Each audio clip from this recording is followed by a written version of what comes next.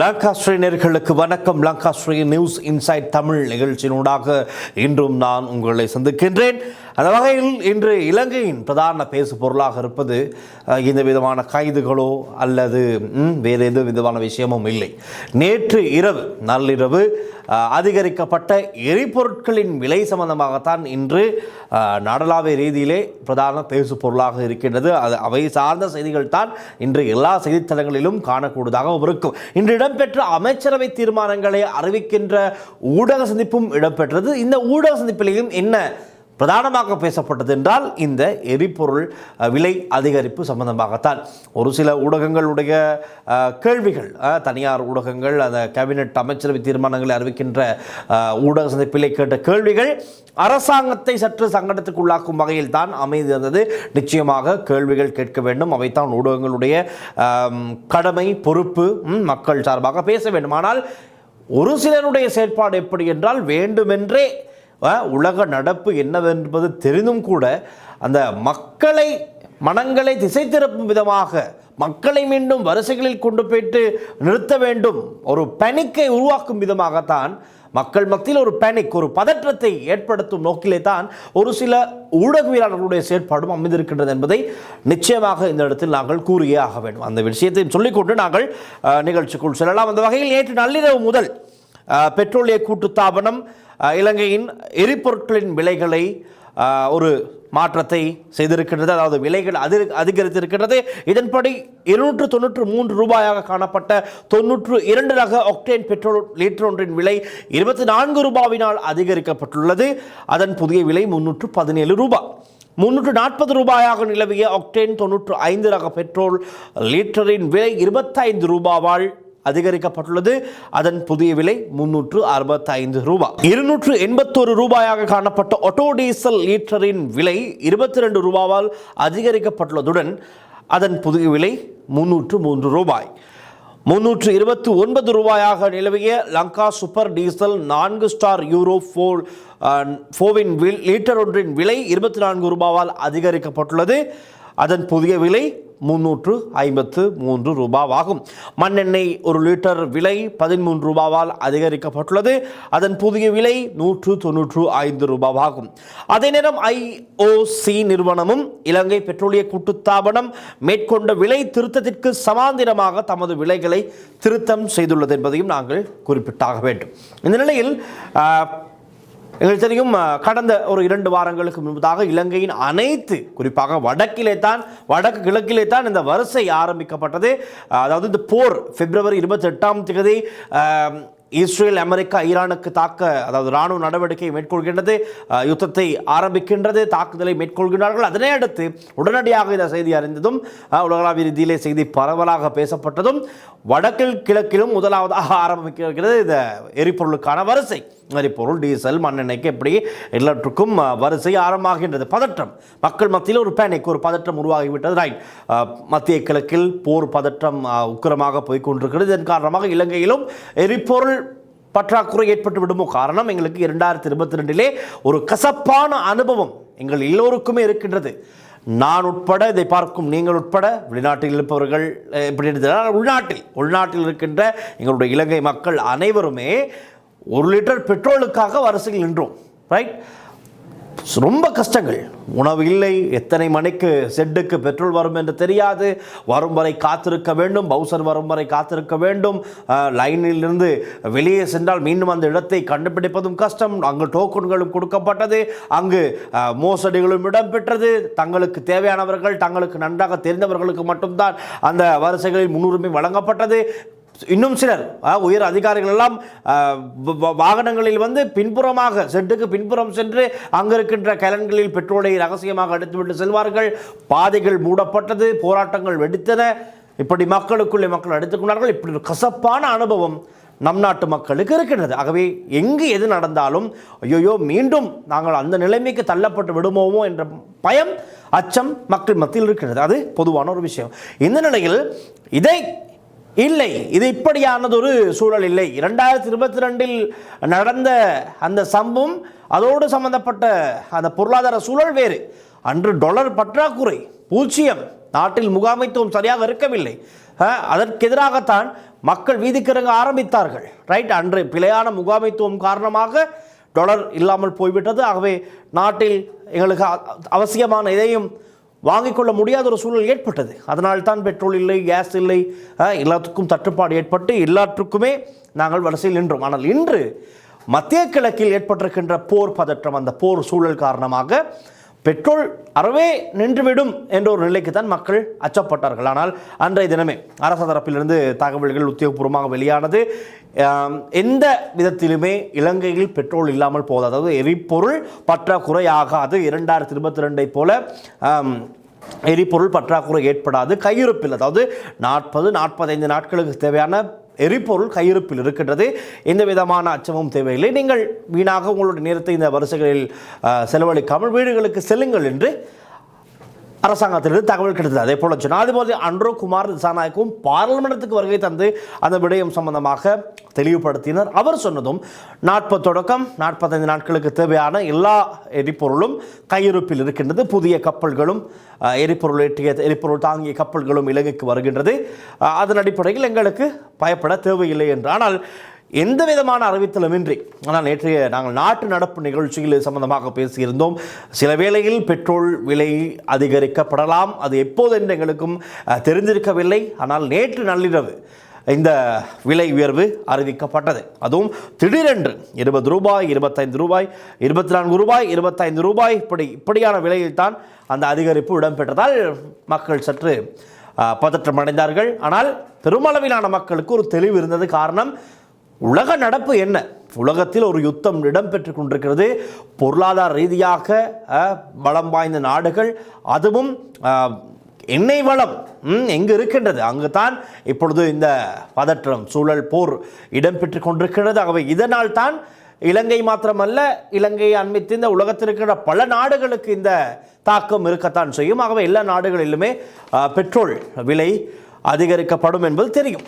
Right, அதன் அடிப்படையில் பலர் பொறுமையாகத்தான் இருந்தார்கள். ஒரு சிலர் தான் இதற்கு எதிர்ப்பை வெளியிடும் வண்ணம், அவர்களுடைய அரசியல் கருத்துக்களை இந்த நேரம் பார்த்து வெளியிடும் வண்ணம் அவர்களுடைய கருத்துக்கள் காணக்கூடியதாக. குறிப்பாக எதிர்க்கட்சியிலே நாமல் ராஜபக்ஷ என்று கேட்டிருந்தார். ஜனாதிபதி பார்லிமெண்டத்துக்கு வருகை தந்து கூறினார் 40 நாட்கள் கையிருப்பில் ஸ்டாக் இருக்கின்றது என்று கூறினார். ஆனால் ஸ்டாக் இருக்கும் போது பழைய ஸ்டாக்குக்கு ஏன் இந்த விலையை உயர்த்தினார்கள் என்று கேள்வி எழுப்பினார். அந்த வகையில் பலரும் பலவிதமான கேள்விகளை எழுப்பியிருந்தார்கள். இதற்கெல்லாம் அமைச்சரவை தீர்மானங்களை அறிவிக்கின்ற ஊடக சந்திப்பில் அமைச்சர் நளின் ததிச ஒரு தெளிவான பதிலை வழங்கியிருந்தார். அங்கு கேட்கப்பட்ட கேள்விகளும் இதே கேள்விகள் தான். அடுத்தடுத்த கேள்விகள் சரமாரியாக கேட்கப்பட்டது. அதற்கு அவர் பொறுமையாக பதிலை வழங்கினார். எப்படி என்றால், எதிர்வரும் நாட்களில் இந்த யுத்தம் இன்னும் எவ்வளவு உக்கிரமான நிலைக்கு செல்லும் என்பது குறித்து யாராலும் சொல்ல முடியாது. அப்படி உங்களுக்கு சொல்லக்கூடியதாக இருந்தால், அந்த யுத்தத்தின் காரணமாக எரிபொருள், அதாவது மசகு எண்ணெயின், கச்சா எண்ணெயின் விலை, ஒரு பேரலுக்கான, ஒரு பீப்பாய்க்கான விலை என்னவாக இருக்கும் என்று தெரிந்தால் நீங்கள் சொல்லுங்கள். அன்றைக்கு நான் என்ன விலை இருக்கும் என்பதை நான் சொல்கிறேன் என்று அவர் மறுகேள்வி கேட்டார். ஆனால் அதற்கான பதில் யாருக்கும் தெரியாது. அதுதான் உண்மை, யாருக்குமே தெரியாது. காரணம், டொனால்ட் ட்ரம்ப் எடுக்கின்ற முடிவு, அவர்கள் எடுக்கின்ற தீர்மானங்களுக்கு அடிப்படையில் அங்கு ஈரானை தொடர்ந்து முக்கியமாக தாக்குகிறார்கள். பதிலுக்கு நாங்களும் சளைத்தவர்களில் நாங்களும் பதில் தாக்குதல் நடத்துவோம் என்று ஈரான் தரப்பு இஸ்ரேல் இணைய வளைகுடா நாடுகளை தாக்குகிறது. வளைகுடா நாடுகளை தாக்குவதை நிறுத்தியிருந்தாலும் கூட அவர்களுடைய பதிலடி தாக்குதல்கள் தொடர்ந்தும் இடம்பெற்று கொண்டு தான் இருக்கிறது. அவங்க இப்படி மாறி மாறி அவருடைய பலத்தை காண்பிக்க முயற்சித்துக் கொண்டிருக்கும் போது அது நிற்குமா நிற்காதா என்று நம்மால் யாராலும் சொல்ல முடியாது. ஒன்று டொனால்ட் ட்ரம்ப் அவர் சிந்தித்து நிறுத்த வேண்டும், அல்லது ஈரான் அவர்கள் ஒரு முடிவுக்கு வர வேண்டும். இது நடக்காத பட்சத்திலே ஈரானிய இராணுவ தரப்பிலிருந்து சொல்லப்படுகின்றது, நாங்கள் எங்களுக்கு தொடர்ந்து தாக்குதல் நடத்தப்பட்டு கொண்டிருக்கின்றது அமெரிக்காவால். இப்படியே சென்றால் இந்த யுத்தம் தொடர்ந்தும் நீடித்தால் பீப்பாய், அதாவது ஒரு பெரலை, எரிபொருள் பெரல் ஒன்றை, அதாவது கச்சா எண்ணெய் பெரல் ஒன்றை $200 நீங்கள் பெற நேரிடும் என்ற ஒரு எச்சரிக்கையும் அவர்கள் சொல்லியிருக்கின்றார்கள். ஆகவே $200 சென்றால் நிச்சயமாக இலங்கை போன நாடுகளுக்கு தாங்கிக் கொள்ளவே முடியாது. ரைட், இன்று இருக்கின்ற விலையின் அடிப்படையில், அதாவது நேற்று பாருங்கள், நேற்று மார்ச் 9ஆம் தேதி நேற்றைய தினம் $119. இந்த $119 இந்த விலை பதிவானதுமே இலங்கை மட்டுமல்ல, இன்னும் பல நாடுகளில் அதிரடியாக விலையில் மாற்றம் ஏற்பட்டது, விலை அதிகரிக்கப்பட்டது. ஆனால் மார்ச் 10 இன்றைய தினம் நேற்று $119, இன்று $94. இந்த விலை சரிவடைந்ததற்கும் ஒரு காரணம் இருக்கிறது. நான் அது சம்பந்தமாகவும் சொல்கின்றேன். அதற்கும் டொனால்ட் ட்ரம்ப் ஒரு கருத்து தான் காரணமாக அமைந்தது.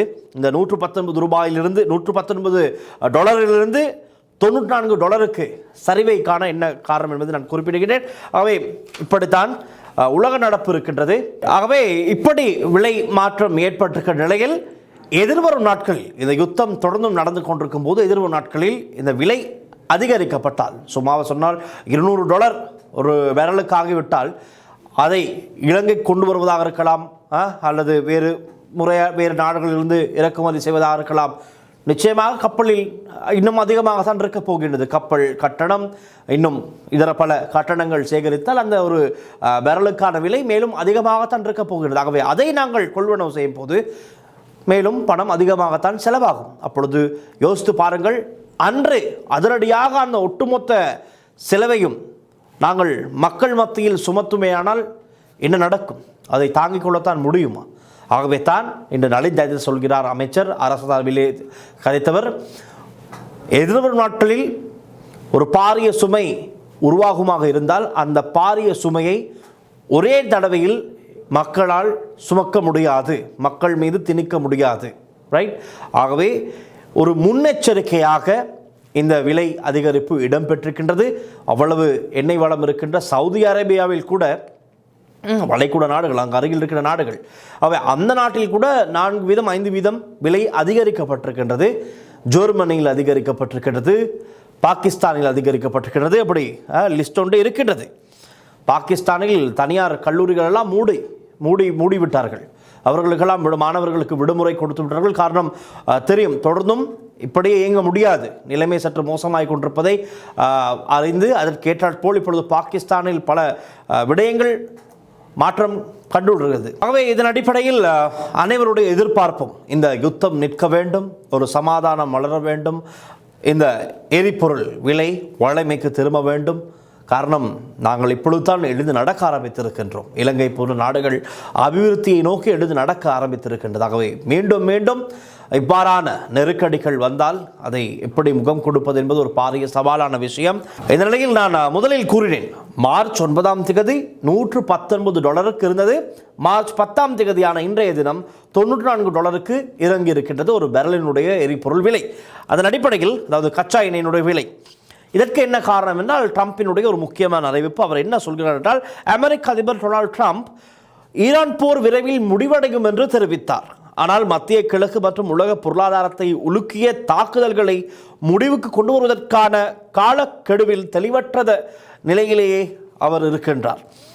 நேற்றைய தினம் ஊடகங்களுக்கு கருத்து தெரிவிக்கும் போதுதான் அவர் இந்த விஷயத்தையும் வெளிப்படுத்தி இருக்கின்றார். அதன் அடிப்படையில் டொனால்ட் ட்ரம்ப் பேசும்போது அவர் கூறுகிறார் ஒரு இடத்தில், அமெரிக்கா இஸ்ரேலிய தாக்குதல் மிகவும் முழுமையானது. அப்படி சொன்னதுமே உலக பங்கு சந்தைகள் உயர்கின்றது. செய்தியாளர்களிடம் பேசும்போது ஈரான் போர் முடிவுக்கு வருவது பற்றிய கேள்விக்கு பதிலளித்த ட்ரம்ப், நான் மிக விரைவில் போர் முடிவுக்கு வரும் என நினைக்கின்றேன். அவர்களது தலைமை உட்பட அவர்களிடம் உள்ள அனைத்தும் போய்விட்டது. நீரிணை மூடப்பட்டதால் கச்சா எண்ணெய் விலை கடுமையாக உயர்ந்து வருவது பற்றிய கேள்விக்கும் அவர் இந்த இடத்திலே பதிலளித்திருக்கின்றார். அப்போது அவர் கூறுகையில், ஈரான் அது போன்ற செயல்பாடுகளில் ஈடுபட்டால், அதாவது ஹார்முஸ் நீரிணையை அவர்களுடைய கட்டுப்பாட்டில் வைத்து அதை மூடி எந்த விதமான கப்பலையும் உள்ளே வரவிடாமல் தடுத்தால் அதற்கும் ட்ரம்ப் பதிலடி வழங்க தயார் என்று குறிப்பிட்டிருக்கின்றார். அவர்கள் மீதான தாக்குதல் மேலும் தீவிரமடையும். நாம் அவர்களை மிகவும் கடுமையாக தாக்குவோம். முன்பு எப்போதும் இல்லாத வகையில் பல மடங்கு உக்கிரமாக நாங்கள் ஈரானை தாக்குவோம். அவர்கள் ஏதாவது செய்தால் கூட அவர்களாலோ அல்லது அவர்களுக்கு உதவும் வேறு யாராலோ உலகின் அந்த பகுதியை ஒருபோதும் மீட்க முடியாது என்ற எச்சரிக்கையும் டொனால்ட் ட்ரம்ப் வெளியிட்டிருக்கின்றார். ஆகவே ஈரான் ஹார்முஸ் நீரிணையை, அந்த பகுதியை இவர்கள் பலவந்தமாக மூட நினைத்தால், அந்த பகுதிகளுக்கு கப்பல் போக்குவரத்துக்கு தடையை ஏற்படுத்தினால் இவருடைய தாக்குதல் மிக மோசமாக இருக்கும் என்று தான் டொனால்ட் ட்ரம்ப் கூறியிருக்கின்றார். போர் கிட்டத்தட்ட முடிந்துவிட்டதாகவே நான் நினைக்கின்றேன். அவர்களிடம் கடற்படை இல்லை, தகவல் தொடர்பு இல்லை, விமானப்படை இல்லை, அவர்களின் ஏவுகணைகள் சிதறடிக்கப்பட்டுள்ளன, அவர்களின் ட்ரோன்கள் எல்லா இடங்களிலும் வெடிக்கப்படுகின்றன, அவர்களின் ட்ரோன் உற்பத்தி உட்பட நீங்கள் பார்த்தால் அவர்களிடம் எதுவும் மிச்சம் இல்லை, இராணுவ அர்த்தத்தில் எதுவுமே மிச்சம் இல்லை என்று தான் டொனால்ட் ட்ரம்ப் தெரிவித்திருக்கின்றார். ஆகவே இந்த அறிவிப்பு வெளியானதுமே உலக சந்தையில் தான் இந்த கருத்து முடிவுற்றதும், இந்த கருத்தை அனைவரும் அறிந்து கொண்டதும் உலக சந்தையில் ஒரு பாரிய மாற்றம் ஒன்று ஏற்படுகின்றது. ஆசிய, அதாவது இன்றைய நாளில் ஆசிய வர்த்தகத்தில் ஆரம்பத்திலேயே எண்ணெய் விலைகளில் சற்று வீழ்ச்சி ஏற்பட்டது. ஈரானுடனான போர் விரைவில் முடிவடையும் என்று ட்ரம்ப் கூறிய கருத்துக்களால் இந்த சரிவு ஏற்பட்டிருக்கின்றது. இது உலகளாவிய கச்சா எண்ணெய் விநியோகத்தில் நீண்டகால இடையூறுகள் குறித்த கவலைகளை தணித்துள்ளது. அதிகாலையில் பிரெண்ட் கச்சா எண்ணெய் பீப்பாய்க்கு $89.31 பதிவானது. இது 9.75% குறைந்துள்ளது. அதே நேரத்தில் மேற்கு டெக்சாஸ் இடைநிலையில் 9.36% குறைந்தது. அதன் விலை $85.90 குறைந்துள்ளது. மத்திய கிழக்கு முழுவதும் மோதல்கள் தீவிரமடைந்து தெஹ்ரான் அதன் புதிய உச்சத்தலைவரை மொஜ்தபா கமேனியை அறிவித்ததால் திங்களன்று எண்ணெய் விலை பீப்பாய்க்கு $100 விட அதிகமாக உயர்ந்தது. அதாவது $120, அதாவது $116, $119-16 இடையில் தான் இருந்தது. அவை இன்று இந்த யுத்தம் முடிவுக்கு வரும் வாய்ப்பு இருக்கின்றது. ஒரு வார காலத்திற்குள் அல்லது 4 வாரத்திற்குள்ளே எப்படியோ நிறைவுக்கு வந்துவிடும் என்ற ஒரு அறிவிப்பிலேயே இந்த $119 இருந்த கச்சா எண்ணெய் விலை $94 வீழ்ச்சி கண்டிருக்கின்றது. ஆகவே இந்த யுத்தம் நின்றுவிட்டால் இன்னும் வளமையில் இருந்த $72 குறைவாக எங்களுக்கு கச்சா எண்ணெய் பெற்றுக்கொள்ளக்கூடியதாக இருக்கும். ஆகவே இது அவர்களுடைய கையில் தான் இருக்கின்றது. யுத்தம் நிறைவு வந்தால்தான் அந்த மாற்றத்தையும் நாங்கள் பார்க்கக்கூடியதாக இருக்கும். இது இப்படி இருக்கின்ற நிலையில் இலங்கை இனி வரும் நாட்களில் ஏதும் பொருளாதார நெருக்கடிகள் அல்லது உலகளாவிய ரீதியில் இப்பொழுது ஈரானிய படை சொன்னதைப் போல பெரல் ஒன்றை, கச்சா எண்ணெய் பெரல் ஒன்றை, பீப்பாய் ஒன்றை $200 நீங்கள் கொள்வனவு செய்ய நேரிடும் என்று உலக நாடுகளுக்கு அச்சுறுத்தல் விடுத்திருக்கின்றார். அப்படி இருக்கிற நிலை, அப்படி ஒரு நிலை நடந்தால் இலங்கை தயாராக இருக்கின்றதா என்பதும் நிச்சயமாக நாங்கள் தெரிந்து கொள்ள வேண்டும். அதற்கு தான் இலங்கை மத்திய வங்கி ஆளுநர் நந்தலால் ஜெயசிங்க தாய்லாந்தில் இடம்பெறும் ஏசியா 2050 மாநாட்டில் கலந்து கொண்டிருக்கும் போது அந்த நாட்டில் இடம்பெற்ற ஒரு ஊடக சந்திப்பில், ஊடக நேர்காணலில் அவர் இந்த விஷயம் சம்பந்தமாக கலந்துரையாடி இருக்கின்றார். அவர் அந்த நேர்காணலில் சொன்ன விடயங்கள் என்னவென்றால் 2022-2023 ஆண்டின் பொருளாதார நெருக்கடியுடன் ஒப்பிடும் போது தற்போதைய நிலைமை முற்றிலும் மாறுபட்டது என அவர் தெரிவித்திருக்கின்றார். நாட்டில் காணப்படும் வெளிநாட்டு கையிருப்பு வலுவாக உள்ளதால் கடந்த காலத்தை போன்றதொரு பொருளாதார நெருக்கடி மீண்டும் ஏற்படும் அபாயம் இல்லை எனவும் அவர் தெரிவித்திருக்கின்றார். இலங்கை எண்ணெய் இறக்குமதி செய்யும் ஒரு நாடு. எண்ணெய் விலையில் உயர்வு ஏற்பட்டால் அது எமது பணவீக்கம் மற்றும் நிலுவையில் தாக்கத்தை ஏற்படுத்தும். எனினும் எமது பணவீக்கம் தற்போது சாதகமாக உள்ளது. கடந்த மாதம் அது 1.6% காணப்பட்டது. எத்தகைய நிலை ஏற்பட்டாலும் அதை தாங்கக்கூடிய நிலையில் இலங்கை இருக்கின்றது. கடந்த காலங்களில் 70% வரை உயர்ந்த பணவீக்கம் தற்போது 1.6% காணப்படுகின்றது. எம்மை போன்ற சிறிய பொருளாதாரத்தை கொண்ட நாடுகளினால் இதனை சமாளிக்க முடியும். 2022-2023 ஆண்டு காலப்பகுதியுடன் ஒப்பிடும் போது நாம் 0 $7 பில்லியன் வரை எமது வெளிநாட்டு கையிருப்பை அதிகரித்துள்ளோம். அந்நிய செலாவணி ஊடாக எத்தகைய நிலைமையும் எம்மால் எதிர்கொள்ள முடியும். முன்பையும் விட இவ்வாறான நிலைமைகளுக்கு தயாராவதற்கு தேவையான கால அவகாசம் எமக்கு உள்ளது. அப்பொழுது அவர் ஒரு கேள்வி கேட்கின்றார், தொகுப்பாளர், இந்த கையிருப்பை எத்தனை நாட்களுக்கு பேண முடியும்? ஈரான் போர் மேலும் 4 வாரங்களுக்கு நீடித்தால் என்ன நடக்கும் என்ற கேள்விக்கும் மத்திய வங்கி ஆளுநர் நந்தலால் ஜெயசிங்க அவர் ஒரு பதிலை வழங்குகிறார். உலகளாவிய எண்ணெய் விலை, சுற்றுலாத்துறை, வர்த்தகம் ஆகியன எமது பொருளாதாரத்தில் நேரடி தாக்கத்தை ஏற்படுத்தும் என்பதால் ஒரு பாரிய சவாலாக இது காணப்படுகின்றது. உலக பொருளாதாரத்திலும் இது பாரிய தாக்கத்தை ஏற்படுத்தும். ஆகவே நாங்கள் முயற்சிப்பது இதை எப்படியாவது சமாளித்து செல்ல இருக்கின்ற வெளிநாட்டு கையிருப்பை ஒரேடியாக இதற்கெல்லாம் செலவழித்து முடித்துவிடவும் முடியாது. ஆகவே ஒரு முகாமைத்துவம், சரியான முகாமைத்துவம் இருந்தால்தான் மக்களுக்கு கொடுக்கப்பட வேண்டிய நிவாரணங்களாக இருக்கலாம், அதாவது அரசு துறையில் இருக்கின்ற விஷயங்களாக இருக்கலாம். இந்த அரச பொறிமுறை சிஸ்டத்தை நடத்தி செல்ல தேவையான விஷயங்களையும் நாங்கள் கவனத்தில் கொள்ள முடியும். அதே போல உலகத்தோடு ஒப்பிடும் போது உலகளாவிய ரீதியில் நடக்கின்ற இந்த பாரிய விலை மாற்றங்களுக்கும் எங்களுக்கு முகம் கொடுக்கக்கூடியதாக இருக்கும். ஆகவே இரண்டு பக்கமும் நடுநிலையாக பேலன்ஸ் செய்து கொண்டு போகக்கூடிய முறைமைகளைத்தான் இலங்கை அரசாங்கம் இப்பொழுது கையில் எடுத்து கையாண்டு கொண்டிருப்பதாக சொல்லப்படுகின்றது. இது எப்படி இருப்பினும் மீண்டும் ஒரு கசப்பான அனுபவங்கள் நிறைந்த அந்த 2022-2023 ஆண்டுகளைப் போல மீண்டும் ஒரு யுகம் உருவாகிவிடக்கூடாது என்பதுதான் அனைவருடைய வேண்டுதலாகவும் இருக்கின்றது. மீண்டும் அப்படி ஒரு யுகம் உருவானால் நிச்சயமாக மக்களால் தாங்கிக் கொள்ள முடியாது. மீண்டும் எழுந்து நடப்பது மிகவும் கஷ்டமான ஒரு காரியமாக விடுமாகவே அதற்கு ஏற்றாற்போல் இலங்கையில் இந்த அரசாங்கம் சரியான திட்டமிடல்கள், சரியான முகாமைத்துவம் இருந்தால் நாங்கள் நிச்சயமாக இந்த உலக பொருளாதார ரீதியாக ஏற்பட்டிருக்கின்ற சவாலையும் நிச்சயமாக முகம் கொடுத்து வெற்றி கொள்ள முடியும் என்பதில் எந்த விதமான சந்தேகமும் இல்லை. அதற்கு எதிர்த்தரப்பிலிருந்தும் ஆதரவு தேவை நிச்சயமாக. ரைட், அரசாங்கம் அவர்களுடைய நடைமுறையில் அவர்களுடைய திட்டங்களை செயற்படுத்தி கொண்டு போகும்போது காலை பிடித்து இழக்கும் செயற்பாடுகள் இல்லாமல் இந்த தருணத்தில் ஒரு இளைஞர்களாக எப்படி நாங்கள் நாட்டை கட்டியெழுப்பிக் கொண்டு முன்னோக்கி நகரலாம் என்ற ஒரு விஷயம் இருக்கின்றது. அதைத்தான் அனைவரும் சிந்தித்து செயற்பட வேண்டும். ரைட், அவை பார்க்கலாம். இன்று இரவு என்ன நடக்கின்றது என்பது குறித்து யாருக்கும் தெரியாது. எதற்கும் நாங்கள் தயாராக இருக்க வேண்டும். ஆகவே புதிய அப்டேட்டுகளுடன் நாளைய தினமும் சந்திக்கலாம். தொடர்ந்தும் லங்காஸ்ட்ரியுடன் இணைந்திருங்கள். ஒளிப்பதிவாளர் லிசி ஹரனுடன் நான் டில் சன்வன்சன். நாளை சந்திக்கலாம். நன்றி, வணக்கம்.